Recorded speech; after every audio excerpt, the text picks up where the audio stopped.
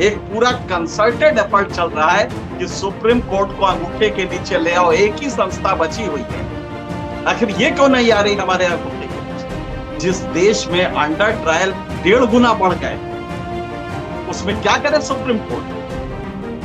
आप अपनी हेकड़ी दिखा के दरोगा जी को भेज के किसी को बंद करवा रहे हैं। चुनाव आता है तो ईडी भेज के किसी को आप दूसरी पार्टी वाले को पकड़ लेते हैं और डील ये होता है कि मेरी तरफ आ जाओ, कुछ नहीं होगा, और नहीं आओगी तो ऐसे ही छापे पड़ते रहेंगे। बशीर बद्र का एक शेर है, बड़े शौक से मेरा घर जला, बड़े शौक से मेरा घर जला, कोई आंच तुझ पे ना आएगी। बड़े शौक से मेरा घर जला, कोई आंच तुझ पे ना आएगी। ये जुबान किसी ने खरीद ली, ये कलम किसी का गुलाम है। दीपिका पादुकोण के बिकनी के कलर से नहीं निकले तब तक उन्होंने हलाल बीट और हराम बीट कर दिया। आप देखते रहिए, अब आप पेट पे पत्थर बांधे हलाल हराम करते रहे। लुम्पेनाइज्ड कर दिया, लंपट बना दिया है। सोसाइटी के एक वर्ग एक लंपटवादी सोच बना दी है। एक समाज को लंपटता की तरफ ले जा रहे हैं ताकि वो कभी ये पलट के ना पूछे कि भाई साहब नौकरी का क्या हुआ।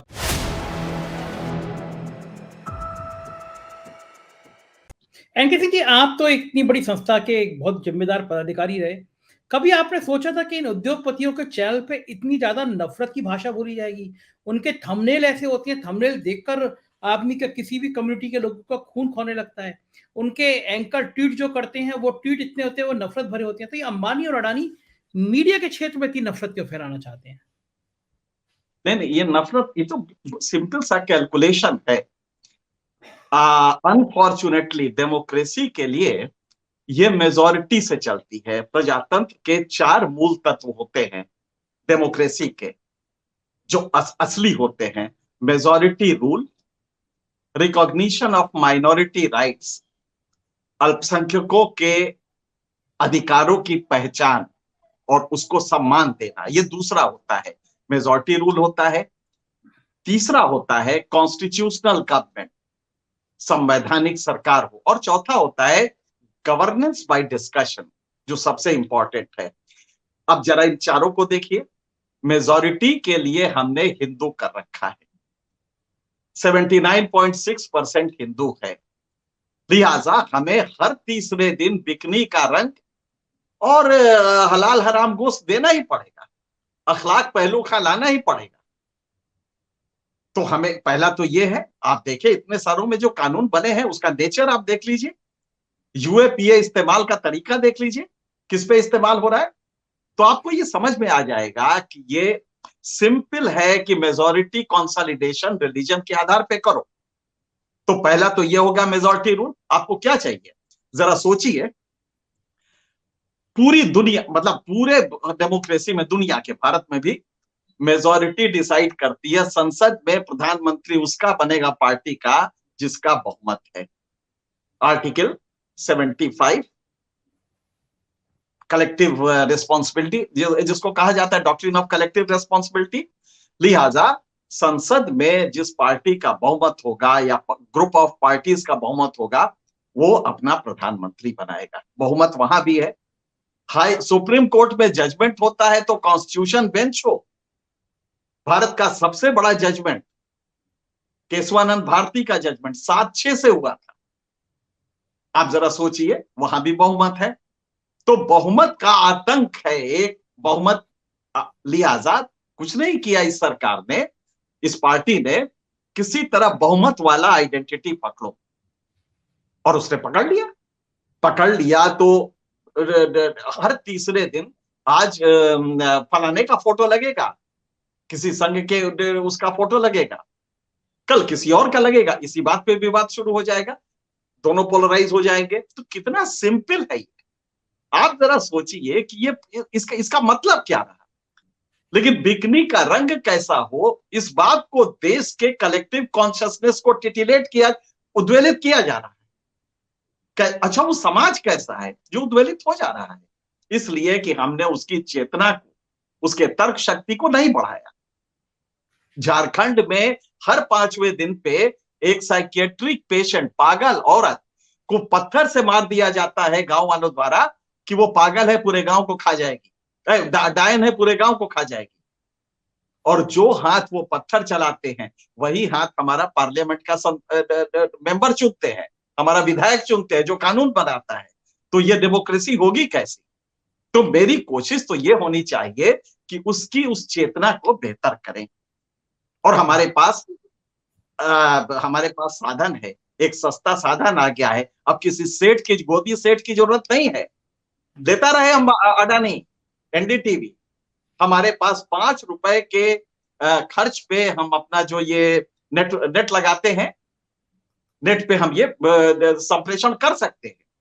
लेकिन झूठ का संप्रेषण अगर 1 घंटे भी हो जाए, जैसा कि मैंने बताया जोनाथन स्विफ्ट ने कहा था, 1 घंटे झूठ अगर ठहर जाए तो वो कन्विंस कर लेता है और सच नहीं कर पाता। तो हमें उस झूठ का पर्दाफाश करना है और सच को बहाल करना है, यही उसकी नेसेसिटी है।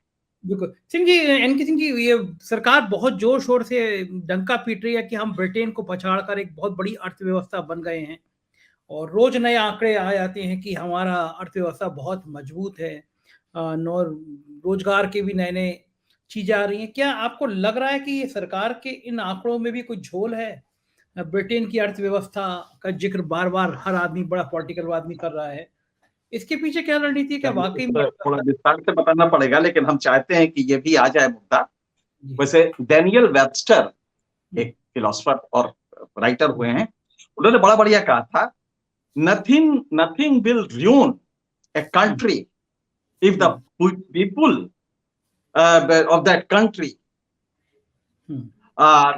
nothing will ruin a country if the people themselves will undertake to protect, safeguard it. एक कंट्री को कोई बर्बाद नहीं कर सकता अगर जनता ने उसके सुरक्षा का जिम्मा ले लिया है। लेकिन वहीं अगर जनता ने ये कुछ हाथों में दे के और आराम से बैठ गई है तो वो कंट्री को बर्बाद होने से कोई नहीं बचा सकता।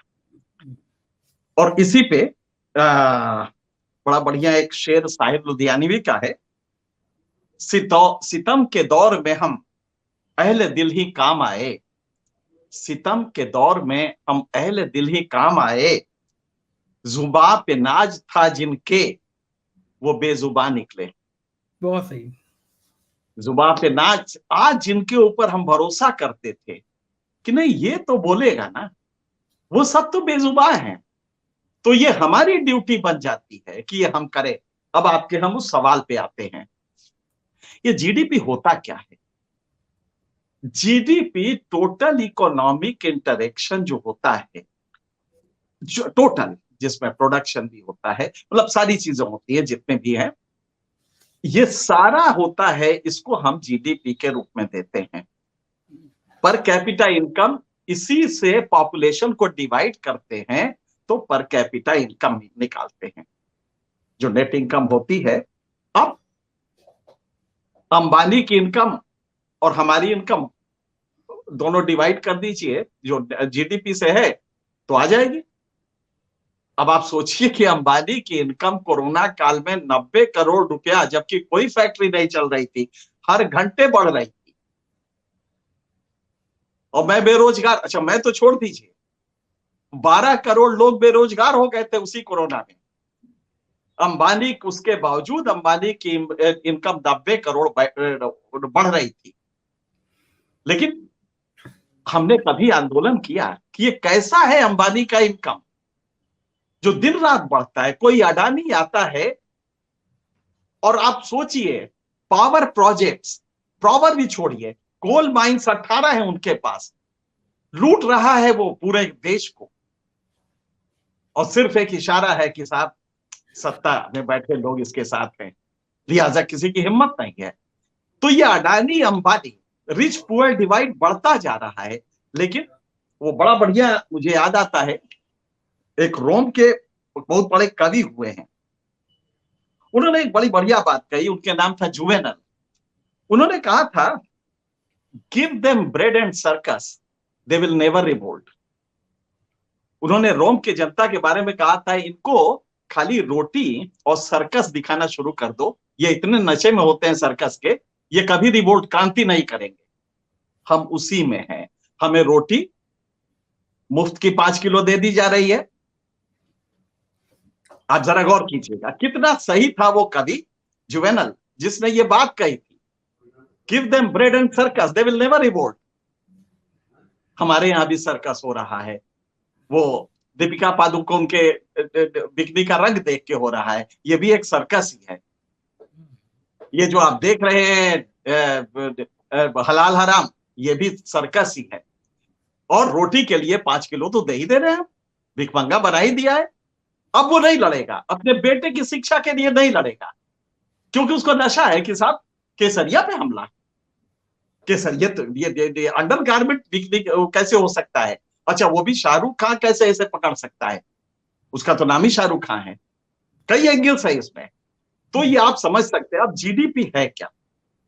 एक बार बड़ा बढ़िया, जब जीडीपी अपने पीक पे चर्चा थी, तो फ्रांस के सरकोजी थे उस समय प्रेसिडेंट, उन्होंने कहा कि भाई मेरे समझ में नहीं आता ये जीडीपी, ये क्या बला है ये जीडीपी।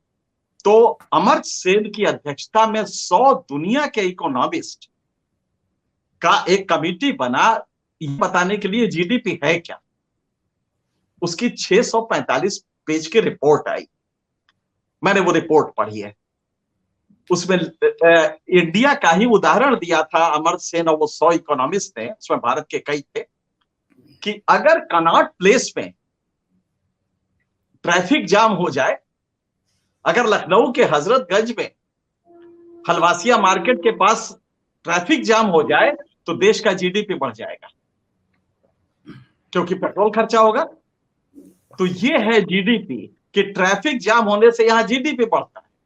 और इसको हमारा हुक्मरान जो है, हमारे प्राइम मिनिस्टर कहते हैं ताली मारो, हम तो ब्रिटेन को क्रॉस कर गए। अरे तुम ह्यूमन डेवलपमेंट इंडेक्स देख रहे हो, 2 खाने नीचे आ गए हो। जब से ह्यूमन डेवलपमेंट इंडेक्स बना है, 32 साल हो गए, हम 135 और 130, आप समझिए। सिंह सर दर्शकों को थोड़ा ये पॉइंट क्लियर कर दे जरा। ह्यूमन इंडेक्स होता क्या है? अगर 150-60 लोग कंट्रीज हैं, उसमें हम 135वें नंबर पे है ह्यूमन डेवलपमेंट इंडेक्स पे। कहीं कोई क्रांति हुई? कहीं किसी को मालूम चला कि हम ह्यूमन मानव विकास सूचकांक, जिसमें हेल्थ पैरामीटर लिए जाते हैं, लाइफ एक्सपेक्टेंसी ली जाती है हेल्थ पैरामीटर के रूप में, पर कैपिटा इनकम लिया जाता है, लेकिन उसके साथ हेल्थ, शिक्षा, ये सारे, अब तो 10 उसके सब वो हो गए हैं, सेक्शंस हो गए हैं। तो आप समझ सकते हैं कि ह्यूमन डेवलप, ये भारत जिसको आप महान बता रहे हैं इसलिए कि पिज्जा 20 मिनट में आ जाता है, वो भारत पिछले 32 साल से 135 और 132 के ऊपर लटका हुआ है। इस साल 2 खाने और नीचे चला गया। नीचे के देश आगे बढ़ते जा रहे हैं, बांग्लादेश बढ़ता जा रहा है, बाकी छोड़िए। तो आप समझ सकते हैं कि ये क्या होता है जीडीपी, ये एक मजाक है। इसका ग्रोथ रेट ले लेते हैं अंबानी का, अडानी का और एनके सिंह और संजय का, 4 हो गए, तो पूरी जीडीपी से अपॉन 4 कर दिया, कह दिया हो गया जीडीपी पर कैपिटा इनकम भी हमारी बढ़ गई। तो ये मजाक हो रहा है देश में, हमें जनता को ये बताना पड़ेगा। एनके सिंह जी, किसानों की बात करें, अगर एमएसपी की बात की गई थी किसान आंदोलन खत्म करने के लिए, किसान फिर गुस्से में हैं, दिल्ली में प्रदर्शन कर रहे हैं। किसानों की स्थिति लगातार खराब होती जा रही है। एक बार आपने भी मुझे डिटेल में बताया था कि किसानों की हालत भिखारी से भी बदतर हुई है, एक रिपोर्ट थी। क्या किसान इसी हालत में रहेगा? जी हाँ, मैंने एक रिपोर्ट तैयार की थी और बताया था कि एक भिखारी की आमदनी, गवर्नमेंट ऑफ इंडिया की रिपोर्ट है, एक भिखारी की औसत आमदनी जितनी होती है हमारे देश के किसान की नहीं है। ये मैंने आपके प्रोग्राम में भी कहा था, और ये सरकारी दस्तावेज है जिसमें कि ये कहा गया है कि एक किसान की आमदनी जितनी होती है, अगर आप उसको नाप के देखें, और एक भिखारी की औसत आमदनी जो किसी स्टडी में पाया गया था, तो भिखारी हमारा ज्यादा बेहतर है किसान से। वजह क्या है? और यही वजह है कि पिछले 32 साल से मुतवातिर हर 35 मिनट पे एक किसान इस देश में आत्महत्या कर रहा है। हर रोज 2055 किसान खेती छोड़ देते हैं। और अडानी की फैक्ट्री में, बल्कि अडानी का तो ठीक है, वो कहीं नोएडा में आके हमारे घरों में काम करने लगते हैं सस्ते में, हमारे लिए सब्जी लाने लगते हैं, सब्जी बेचने लगते हैं, और कोरोना होता है तो फिर वो एड़ी घिसट घिसट के मरते हैं। तो ये है हमारी वो स्थिति। ये जो आप जिसको आपने अभी जिक्र किया किसानों की हालत, आप जरा सोचिए, किसानों को आप अभी तक ये नहीं बता पाए हैं आपने कितनी तथाकथित स्कीमें दी, आमदनी दूनी कर देंगे। आपने ये कहा कि साहब ये नया जो फसल बीमा योजना आया है, ये तो कयामत, मतलब बिल्कुल क्या, बिल्कुल किसानों को बिल्कुल वो कर देगा। आज आपको बदलना पड़ रहा है, वो आमदनी दूनी होने की तो अब बात ही नहीं होती है। खैर वो मोदी जी की अपनी स्टाइल है, लेकिन दूनी तो छोड़िए, किसान पहले से बदतर हुआ है, क्योंकि आपने इनपुट कॉस्ट आपकी बढ़ गई है वो किसान की। तो क्या होता है कि प्रोडक्शन, दो चीजें होती है, प्रोडक्शन और प्रोडक्टिविटी। ये आपको भी जानना चाहिए कि मुमकिन है कि प्रोडक्शन बढ़ जाए लेकिन प्रोडक्टिविटी घट घट जाए, क्योंकि प्रोडक्टिविटी एक रेशियो है इनपुट अपॉन आउटपुट। तो अगर इनपुट कॉस्ट बढ़ गई तो प्रोडक्टिविटी आपकी बढ़े उसका कोई मतलब ही नहीं है, बल्कि प्रोडक्टिविटी कम कर दीजिए, इनपुट कॉस्ट पहले कम कीजिए। लेकिन वो तो किसी अंबानी की फैक्ट्री है, उसकी तो कम होगी नहीं। लिहाजा आप क्या करते हैं कि जो आउटपुट है उस पर थोड़ा सा एमएसपी उसको दे देते हैं। एमएसपी 2125 आपने कर दिया। आज जो इनपुट कॉस्ट से पूरा देखिएगा तो आपको समझ में आएगा कि नहीं, ये कम से कम 2500 रुपए जानी चाहिए, और ये नॉर्मल केस में है। लेकिन आपके जो आपके जो आंकड़े आते हैं गवर्नमेंट ऑफ इंडिया के, किसानों को, बड़ा किसान जो है, जो छोटा छोटा किसान होता है, वो किराए किराए पे खेती करता है, कि उसके पास खेती नहीं होती है, रजिस्टर में हमारे दर्ज नहीं होता। तो आप ताजुब करेंगे, बिहार में सिर्फ 10% लोग हैं जिनके पास जो रजिस्टर्ड है, जिनके पास जो जो किराए की खेती करते हैं, जबकि ये झूठ है आंकड़ा। 90% वहां पे किसान करता है किराए पे, लेकिन जमींदार उसका नाम नहीं बताता कि वो हमारे खेत पे कर रहे हैं। साहब खेती तो हम ही करते हैं, क्योंकि उसको डर है कि नाम बता दिया जाएगा तो खेती कभी कब्जा ना मतलब उसको ना दे दी जाए। इस डर से हर जो जमींदार है, हम सब लोग, हमारे जितने भी खेत होंगे, मेरे पास तो खैर ज्यादा नहीं है, लेकिन जो भी होगा कोई वो किराएदार कर रहा होगा। हो सकता है चाचा मामा के लड़के हमारे उसका वो लेते हो, किराया लेते हो, लेकिन हमारे यहाँ खेती कोई नहीं करता, वो बेचारे वो गरीब करते, उनका कहीं नाम नहीं है। लिहाजा जो भी आप इमदाद देते हैं वो जमींदार साहब को चली जाती है, जो नोएडा में एयर कंडीशन में बैठे हैं, और ये किराए पे जो बेचारा खेती करता है, आग लगे पाला पड़े सब जिम्मेदारी उसकी है। तो किसान की हालत को कभी आप जाके देखें और तब उसको समझें और उस पर रिपोर्ट बनाएं, तो वो रियल रिपोर्ट होगी, और तब ये आंकड़े दें कि किस तरह सरकार ने उनके पेट पे ही नहीं, उनके जमीन पे ही नहीं, पेट पे लात मारा है, और ये लगातार चल रहा है। तब ये समझ में आएगा किसानों को, और तब वो हमारी बात से कन्विंस हो। बिल्कुल ठीक बात है। एंड की बात थोड़ी सी राजनीति की भी कर लें। हमने चुनाव देखे पिछले दिनों, 3 बड़े चुनाव देखे, दिल्ली एमसीडी देखा, हिमाचल देखा, गुजरात देखा। एक चीज बड़ी अच्छी भी कह सकते हैं और बड़ी खराब भी कह सकते हैं, चेहरा सिर्फ एक सत्ता का, मोदी जी। 9 राज्यों में चुनाव हैं अगले साल 2023 में। क्या ये लोकतंत्र के लिए, किसी भी सत्ता के लिए ये चीज शुभ है, अशुभ है कि एक व्यक्ति का चेहरा पूरी पार्टी में हर जगह करे? और क्या लगता है कब तक चल पाएगा एक व्यक्ति का चेहरा, कब तक हिट होता नहीं, रहेगा? भारत में अब यह यहाँ फिर आता है कि भारत की जनता हीरो वर्शिप की आदी है, उत्सव धर्मी है, हीरो वर्शिप की आदी है, ये उसकी मजबूरी है। Darling of masses Nehru ji हुआ करते थे, तो खैर वो एक उससे निकले थे, स्वतंत्रता आंदोलन से निकले थे, तो उनका एक समझ में आता था। जो अभी निकले हैं वो किस बात के हैं डार्लिंग, ये मेरे समझ में आज तक नहीं आया, लेकिन हैं वो। इस बात को हम नहीं भूलना चाहिए कि कोई कुछ भी कहे, इस समय सबसे मकबूल भारत के समाज में वो हैं। वो कब जहनियत आएगी कि हकीकत समझ में आएगी, एक अलग टॉपिक है, लेकिन वो हैं। प्रजातंत्र के लिए तो शुभ नहीं होता जब कोई कहता है कि कांग्रेस मुक्त समाज, तो डर लगता है कि अगर ये एकल, क्योंकि इसका बहुत पूरे पूरे दुनिया के पॉलिटिकल साइंस में अब ये स्टेब्लिश हो चुका है कि अगर एकल नेतृत्व इस तरह का रहेगा तो इंस्टीट्यूशन पे पहले कब्जा करेगा, फिर माइंड स्पेस ब्लॉक करेगा, जनता के दिमाग को पूरी तरह से, जो आज हुआ है बिकनी और ये जो आप देख रहे हैं, उसके माइंड स्पेस को ब्लॉक करेगा, और तब उसके बाद वो जो नंगा नाच शुरू होगा मेजोरिटेरियनिज्म के नाम पे। इसी को टॉकविल ने बड़ा अच्छा कहा था, एक किताब लिखी थी, जब अमेरिकन डेमोक्रेसी को देख के वो आया तो बोले यार बाबा समझ में नहीं आता, यहाँ पे तो हर चीज मेजोरिटी से डिसाइड हो रही है।